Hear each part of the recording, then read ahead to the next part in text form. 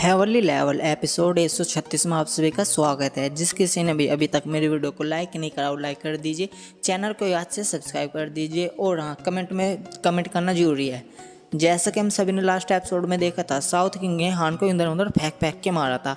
अब आगे इस एपिसोड की शुरुआत में हमें दिखाया जाता है स्नो किंग, जिसे हान को बहुत दूर फेंक कर मारा। हान की हालत ख़राब हो रही होती है। हान अपने मन में सोच रहा होता है कि मेरे पास अभी बहुत कम चांस है। फिर उससे कहता है क्या तुम मुझे मारना भी चाहते हो तो तुम सिर्फ अपने सपने में मुझे मार सकते हो। फिर वो कहता है बालिन के साथ मेरा टेम्परेरी डिस्कनेक्टेड हो चुका हूँ, लेकिन फिर भी मेरे पास उसके बिना भी बहुत ज़्यादा हेल्प है। फिर वो कहता है मेरे पास अभी बहुत से रास्ते हैं। हमें दिखाया जाता है साउथ किंग उस पर अटैक करता है और उससे कहता है बच्चे तुम्हें क्या लगता है यहाँ पर क्या होने वाला है, यहाँ पर तुम्हारी मौत होने वाली है। तुम्हें क्या लगता है अगर जो तुम उस औरत महारानी के साथ काम करते हो और बहुत से आदमी आ जाते हो और उस बड़े से लाल बंदर के साथ मुझे पर हमला करते हो तो क्या तुम मुझे हरा सकते हो? तुम सच में बहुत ज़्यादा सीधे हो। ये कहकर वह उस पर अटैक कर देता है। हान अपने मन में सोचता है कि डेमन टाउन के साथ मैं इसे थोड़ी देर इसे कैद कर सकता होगा। फिर वो अपने आँख मीचता है और फिर वो कुछ करने लगता है। फिर सीन शिफ्ट होता है। हमें दिखाया जाता है पास्ट में, जब वह महारानी को समझाता है। उससे कहता है जो देखा जाए हेवन अपर रैलम और पर्पल रैलम के बीच में बहुत ज़्यादा डिफरेंट यानी पावर का बहुत ज़्यादा गैप है। वैसे जो देखा जाए जो तुम्हारी रिफोनिक्स है वह उस पर म्यूटेट कर सकती है और जो सी एम्पर सेट है वह सब उसे वहाँ पर अफेक्ट कर सकते हैं। फिर वह उससे कहता है मेरे पास एक प्लान है लेकिन मुझे उसमें तुम्हारी ज़रूरत है।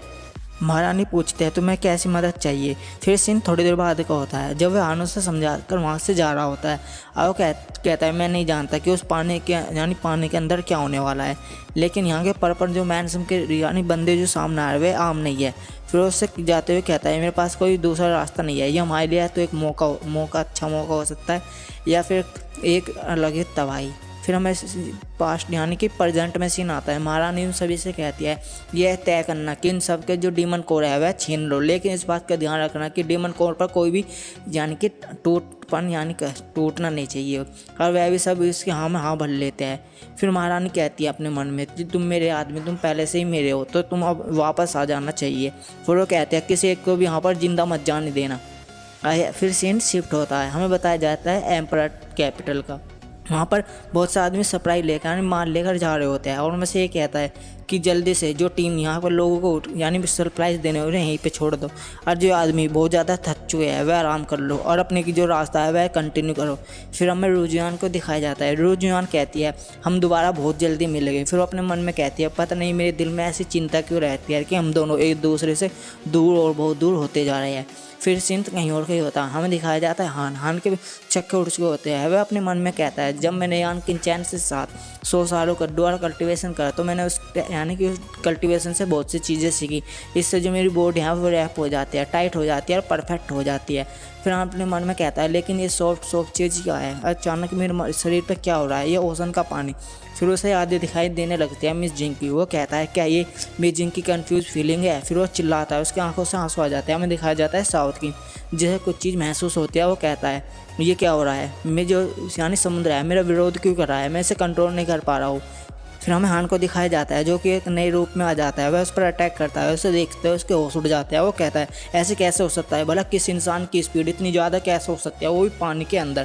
फिर ऐसा एक मुक्का मारता है, वह मुक्का इतना पावरफुल होता है कि वो बहुत दूर जाकर गिरता है।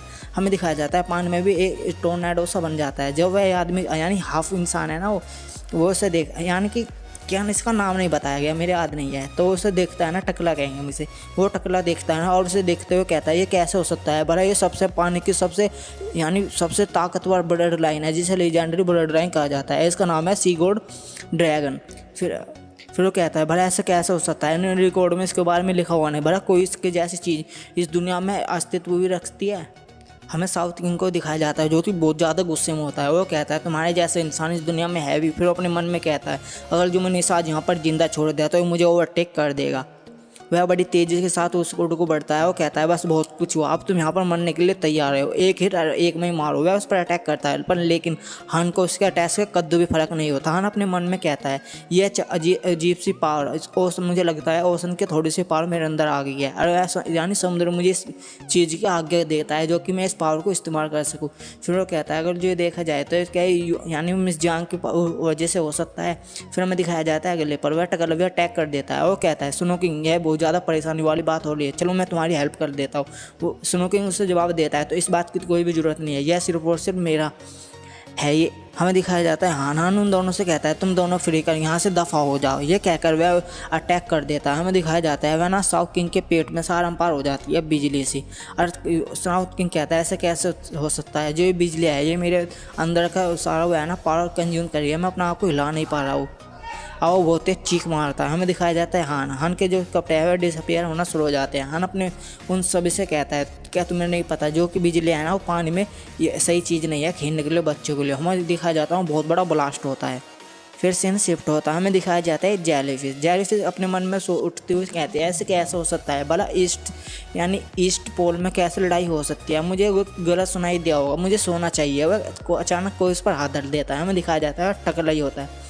वह अपने मन में कहता है ऐसे कैसे हो सकता है, मुझे जल्द से जल्द यानी डेमन लॉर्ड को खबर देनी चाहिए और बताना चाहिए कि आखिर यहाँ पर क्या चल रहा है। फिर सीन शिफ्ट होता है। हमें दिखाया जाता है डेमन लॉर्ड। डेमन लॉर्ड एक जगह खड़ा होता है। वो कहता है आखिर बैटलफील्ड की लड़ाई का क्या चल रहा है। वैसे जो देखा जाए जो ईस्ट पोल है ना उसमें ज़्यादा तबाही मची होनी चाहिए। फिर उसे पीछे से आवाज़ आती है कि तुम्हारे लिए किसकी एक रिक्वेस्ट है। फिर वो कहता है अच्छा। फिर वो कहता है यहाँ पर आ जाओ। हमें दिखाया जाता है वह उसे साउथ किंग को वहाँ खींचते हुए लाता है और कहता है मैं इस चीज़ को बहुत ज़्यादा गिल्टी महसूस करता हूँ, लेकिन जो स्नो किंग है ना वैसा नहीं संभाल पाया, ना ही उसे रोक पाया। फिर वो कहता है वहाँ पर कोई था जो कि बहुत ज़्यादा पावरफुल था, मुझे नहीं पता वो कहाँ से आया था, लेकिन वो इतना ज़्यादा पावरफुल था कि वो नॉर्थर्न गार्डियंस के बराबर था। फिर वो कहता है अगर मुझे इस चीज़ की बिल्कुल भी उम्मीद नहीं की जो कि हमारा ओपोनेंट यानी दुश्मन है ना वह ना डेमन कोड भी ले लेगा।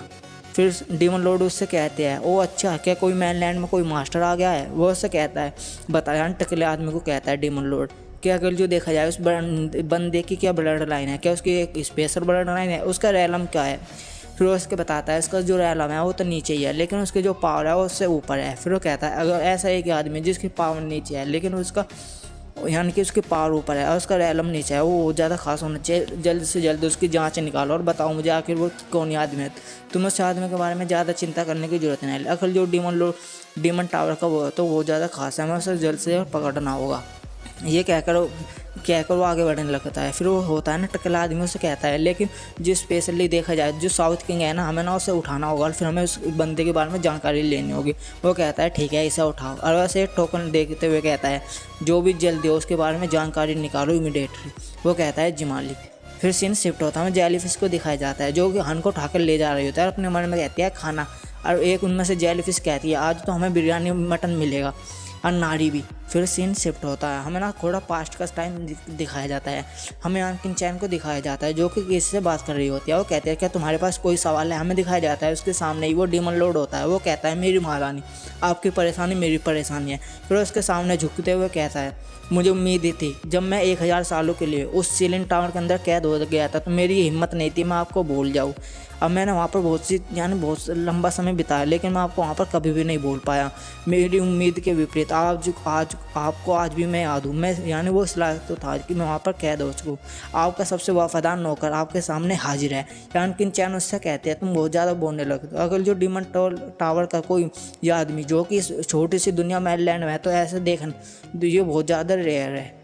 और इसके साथ हमारा एपिसोड ख़त्म होता है। जो कोई भी मेरे चैनल पर पहली बात है प्लीज़ वीडियो को लाइक कर दे, शेयर कर दे और कमेंट में अपना जरूर करें यार, चैनल ग्रो करना है जल्दी से। Thank you.